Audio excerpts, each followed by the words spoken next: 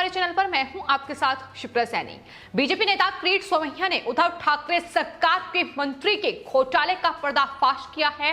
वहीं महाराष्ट्र बीजेपी ने आदित्य ठाकरे के पर्यावरण प्रेम पर सवाल उठाए हैं। महाराष्ट्र में महाविकास आघाड़ी सरकार के घोटालों का पर्दाफाश करने वाले बीजेपी के वरिष्ठ नेता किरीट सोमैया ने महाविकास आघाड़ी सरकार के मंत्री और उद्धव ठाकरे के करीबी अनिल परब पर भ्रष्टाचार के गंभीर आरोप लगाए हैं। किरीट सोमैया ने ट्वीट करते हुए यह खुलासा किया है कि अनिल परब ने रत्नागिरी के दपोली इलाके में कृषि भूमि पर 10 करोड़ रुपए का अवैध साइट रिसोर्ट बनवाया है और उसके लिए फर्जी डॉक्यूमेंट का इस्तेमाल किया गया है। इतना ही नहीं, गैर कानूनी तरीके से 3 मंजिला रिसोर्ट जो बनाया गया है उसको लेकर अब ट्रांसपोर्ट मिनिस्टर है महाराष्ट्र सरकार के अनिल परब, जिसको राज्य मंत्रिमंडल से हटाने की मांग भी किरीट सोमैया ने कर दी है। तो उन्होंने ट्वीट करते हुए तमाम वो डॉक्यूमेंट भी शेयर किए हैं और साथ ही ये बताया है कि किस तरीके से शिवसेना के नेता और महाविकास आघाड़ी सरकार में ट्रांसपोर्ट मिनिस्टर अनिल परब ने ये बड़ा भ्रष्टाचार किया है। रत्नागिरी जिले के दपोली में 3 मंजिला एक इमारत का निर्माण कराया गया, जिसमें 22 कमरे हैं और आलीशान ये रिसोर्ट है। उन्होंने बताया कि पिछले साल लॉकडाउन में इसका निर्माण शुरू किया गया था, जो कि 1 साल में ये रिसोर्ट बनकर तैयार हुआ है। और साथ ही उन्होंने ये आरोप लगाया है कि दरअसल रिसोर्ट का निर्माण करने के लिए कोई भी परमिशन नहीं ली गई और साथ ही इस रिसोर्ट के निर्माण के लिए कोस्टल रेगुलेशन जोन यानी CRJ की अनुमति भी नहीं ली गई। साफ तौर पर ये उनकी तरफ से कहा गया कि दरअसल जो समुद्र के तटीय इलाकों पर निर्माण होता है उसके लिए नियमों के मुताबिक कोस्टल रेगुलेशन जोन से अनुमति लेनी जरूरी होती है, लेकिन उन्होंने ऐसी कोई अनुमति नहीं ली और इस रिसोर्ट का निर्माण कराया। पूरे लॉकडाउन में इस रिसोर्ट का निर्माण हुआ और 10 करोड़ रुपए का ये अवैध साइट रिसोर्ट करार किरीट सोमैया की तरफ से दिया गया है। तो अनिल परब एक बार फिर से फंसते नजर आ रहे हैं। जिस तरीके से किरीट सोमैया ने यह बड़ा खुलासा किया है, साफ तौर पर लॉकडाउन में इसका निर्माण हुआ है और लगातार महाराष्ट्र की जो सरकार है उद्धव ठाकरे बतौर मुख्यमंत्री घिरते नजर आ रहे हैं कि किस तरीके से उन्होंने कोरोना में सिर्फ और सिर्फ वसूली पर ध्यान दिया है, कोई व्यवस्थाएं नहीं की है। महाराष्ट्र के अस्पतालों में बेड से लेकर ऑक्सीजन और रेमडेसिविर इंजेक्शन की भारी कमी देखने को मिली।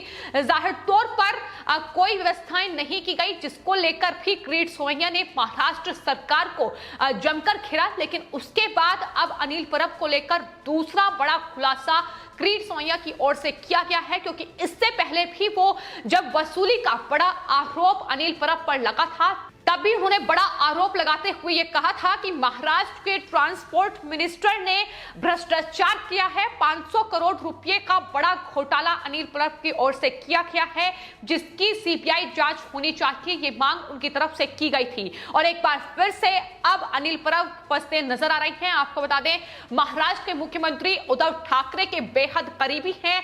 ऐसे में जिस तरीके से ये अवैध निर्माण हुआ है, इसको लेकर किरीट सोमैया की ओर से पर्यावरण मंत्री प्रकाश जावड़ेकर से इस पूरे मामले की शिकायत भी किरीट सोमैया की तरफ से दर्ज कराई गई है। साथ ही उन्होंने ये भी जानकारी दी है कि दरअसल 6 मई 2021 को वो उस जगह पर गए थे जहां इस साइट रिसोर्ट का निर्माण अनिल परब के द्वारा कराया गया है और उन्होंने इस पूरे स्थिति का जायजा लिया, जिसके बाद उन्होंने ये तमाम गंभीर आरोप अनिल परब पर लगाए हैं।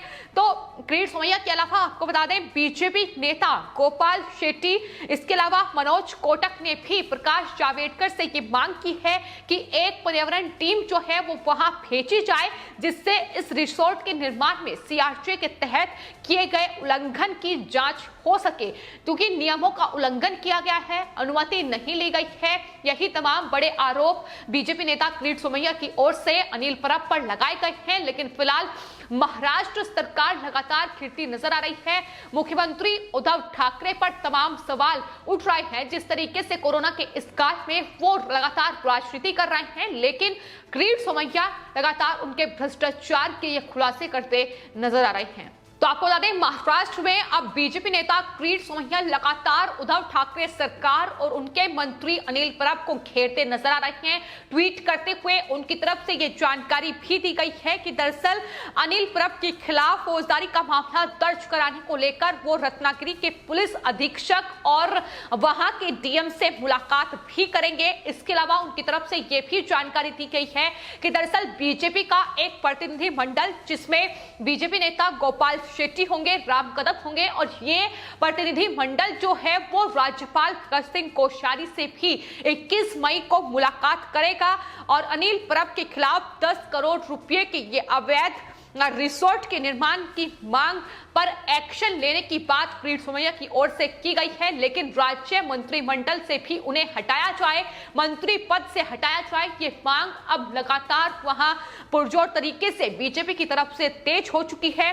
तो एक्शन लिया जाए, यही मांग लगातार हो रही है। इस अवैध रिसोर्ट को ध्वस्त किया जाए, ये मांग भी किरीट सोमैया की तरफ से की गई है। तो महाराष्ट्र में किस तरीके से भ्रष्टाचार और घोटाले लगातार निकलकर सामने आ रहे हैं, इसकी बातचीत हर रोज नजर आ रही है। जिस तरीके से महाराष्ट्र में एंटीलिया विस्फोटक केस सामने आया और उसके बाद महाराष्ट्र सरकार में वसूली का, भ्रष्टाचार का ये मामला अब कहीं ना कहीं उद्धव ठाकरे के लिए मुसीबत का सबब बन चुका है। एक के बाद एक महाराष्ट्र सरकार के तमाम जो मंत्री हैं वो कटघरे में आते नजर आ रहे हैं और किरीट सोमैया लगातार इन मंत्रियों के घोटाले का पर्दाफाश कर रहे हैं।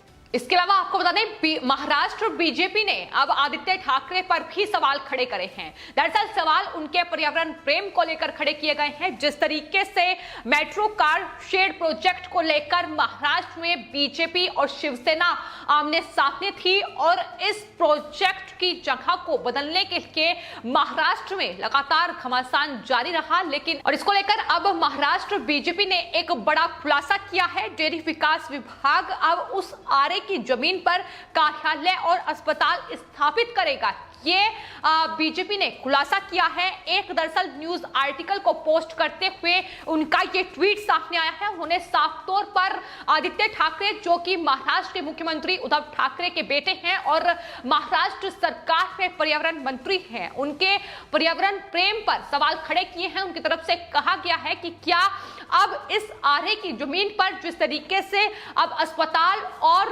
ऑफिसेज स्थापित करने की बात कही जा रही है, ये दरअसल अब आदित्य ठाकरे पर सवाल खड़ा करती है, क्योंकि जिस तरीके से मेट्रो कार शेड प्रोजेक्ट को लेकर भारी बवाल शिवसेना की ओर से खड़ा किया गया और ये कहा गया कि दरअसल मुंबई में ये एक ग्रीन लैंड है और यहाँ लगभग 5 लाख पेड़ हैं। इसके अलावा जानवर और पक्षियों की प्रजातियों का हवाला देते हुए ये जो प्रोजेक्ट था, इसे इस जगह पर ना स्थापित किया जाए, ये मांग की गई थी, जिसके बाद इस प्रोजेक्ट की जगह बदली गई।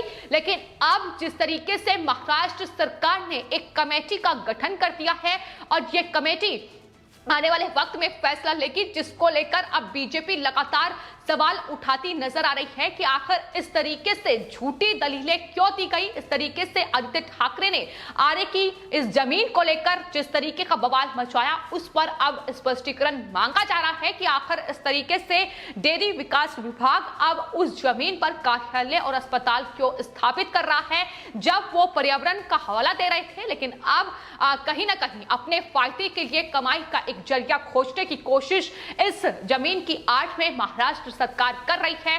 तो फिलहाल महाराष्ट्र सरकार लगातार घिरी हुई है। महाराष्ट्र में बीजेपी लगातार महाविकास आघाड़ी सरकार और उद्धव ठाकरे पर सवाल इसलिए भी खड़ा कर रही है क्योंकि कोरोना का ये संकट और दूसरी ओर तूफान का जो तांडव महाराष्ट्र में देखने को मिला, इस बीच भारी नुकसान महाराष्ट्र में हुआ। लेकिन बतौर मुख्यमंत्री उद्धव ठाकरे घर से बाहर नहीं निकले। लेकिन आपको बता दें, महाराष्ट्र के पूर्व मुख्यमंत्री देवेंद्र फडणवीस लगातार जो तूफान से प्रभावित जगह है उनका दौरा कर रहे हैं। उनकी तरफ से लगातार ट्वीट करते हुए भी यह जानकारी दी जा रही है कि वो अलग अलग इलाकों में जा रहे हैं, वहां लोगों से मिल रहे हैं। उन्होंने ट्वीट करते हुए बताया है कि भारी नुकसान इस तूफान के चलते हुआ है। वो लगातार लोगों की मदद भी कर रहे हैं, लेकिन उद्धव ठाकरे पर सवाल खड़े हो रहे हैं कि ना ही वो इस महामारी के दौर में अपने घर से बाहर निकले और ना सिर्फ उद्धव ठाकरे बल्कि महाराष्ट्र सरकार के कोई भी मंत्री जमीनी स्तर पर कार्यकर्ता या फिर निरीक्षण करता नजर नहीं आया। लेकिन वहीं महाराष्ट्र के पूर्व मुख्यमंत्री देवेंद्र फडणवीस लगातार लोगों को मदद पहुंचाने का काम कर रहे हैं, जमीनी स्तर पर लगातार कार्य कर रहे हैं और यही सवाल है जिसको लेकर लोग महाराष्ट्र में उद्धव ठाकरे सरकार को घेरते नजर आ रहे हैं। तस्वीर पर बवाल भी मचा हुआ है, वो तस्वीर जो एक फोटोशॉप के जरिए महाराष्ट्र में सोशल मीडिया प्लेटफॉर्म पर छाई हुई है, जिसमें आदित्य ठाकरे और उद्धव ठाकरे नजर आ रहे हैं। उसको लेकर भी लोग सवाल कर रहे हैं कि दरअसल एक तरफ महाराष्ट्र के पूर्व मुख्यमंत्री हैं देवेंद्र फडणवीस, जो लगातार ग्राउंड पर जाकर लोगों से और हालात का जायजा ले रहे हैं, और दूसरी तरफ जिनकी जिम्मेदारी बनती है महाराष्ट्र के मुखिया उद्धव ठाकरे, वो दरअसल अपने घर में दुबक कर बैठे हुए हैं। तो साफ तौर पर अंतर समझ में आ रहा है कि आखिर कौन इस मुश्किल के वक्त में महाराष्ट्र की जनता के लिए कार्य कर रहा है। फिलहाल आपके इस पूरे मामले पर क्या राय है, हमें कॉमेंट बॉक्स में जरूर लिखें और चैनल को सब्सक्राइब करें। धन्यवाद।